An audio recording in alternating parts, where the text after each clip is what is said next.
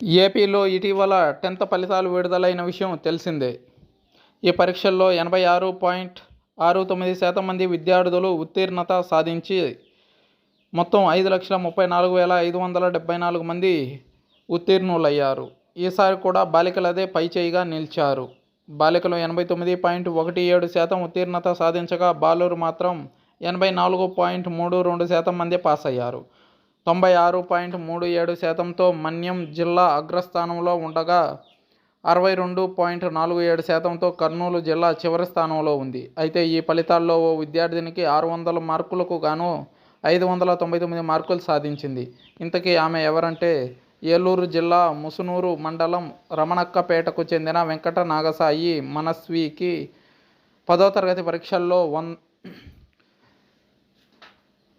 తెలుగులో 100, Hindi 99, English 100, maths 100, science 100, social 100 మార్కులు సాధించింది. ఒక్క హిందీ తప్ప మిగతా 5 సబ్జెక్టుల్లో 100కు 100 సాధించింది.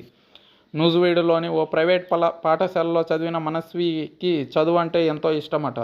ఏదో చదివాం అన్నట్లు బట్టి పట్ట కాకుండా టాపిక్ అర్థం చేసుకోవడం ఈ విద్యార్థినికి అలవాటట. అందుకే ఇంత మంచి మార్కులు సాధించింది. తల్లిదండ్రులు ఆకుల నాగవరప్రసాద్, నాగశైలజ ఇద్దరూ ఉపాధ్యాయులే కావడంతో టీచర్ల బోధనతో పాటు వారి గైడెన్స్ కూడా ఎంతగానో పనికొచ్చిందని మనస్వి చెప్పింది.